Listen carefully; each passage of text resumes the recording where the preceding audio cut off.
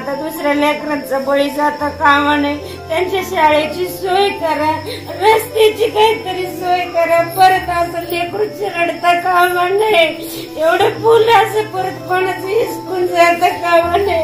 आमचं आता एवढं सगळ्यांना मागणं, माझी काही मागणं नाही, माझी काही मागणं नाही, पण लेकरांची सोय करा आता।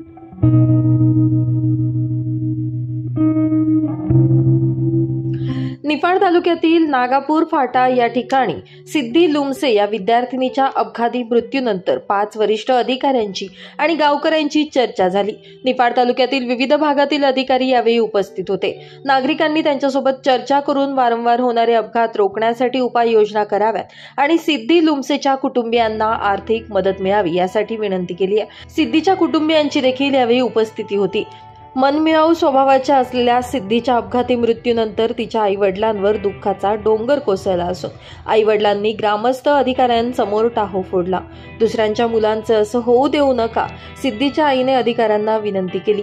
यामध्ये ग्रामस्थांनी देखील प्रशासनाला खडे बोल सुनावले।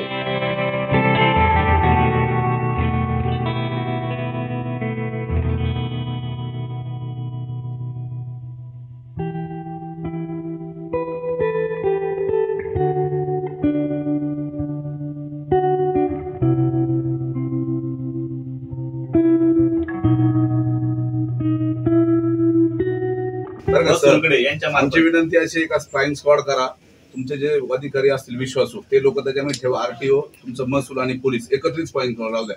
नाही तर गाड्या पकडतात, तुमचे तलाठी सर्कल पकडतात आणि 4-8 दिवसांनी मांडवली होऊन परत सोडून देतात। ही फार दुर्दैव आहे। अशा ठिकाणी असं बोलणं योग्य नाही, परंतु तुमच्या वरिष्ठांपर्यंत या गोष्टी पोहोचता माहिती नाही तर पोलीस प्रशासन, तुमचं महसूल डिपार्टमेंट आणि आरटीओ या तिघांचं एकत्रित फ्लाइंग स्क्वॉड राहू द्या, म्हणजे ते एकमेकाला हे करणार नाही।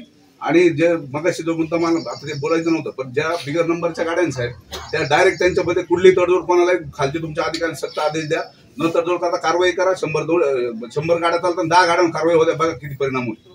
आणि या मुलीला जर खरी श्रद्धांजली जर व्हायची असेल ना, कायमस्वरूपी वर्षभर फ्लाइंग स्क्वॉड राहू द्या, त्याच्या माध्यमातून कारवाई करा।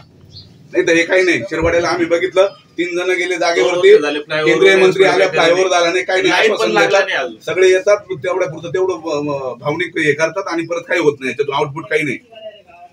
फक्त ही घटना आता परत दुसरी घटना घडली का तेव्हा सगळ्यांना जाग येईल। फार मोठं दुर्दैव आहे।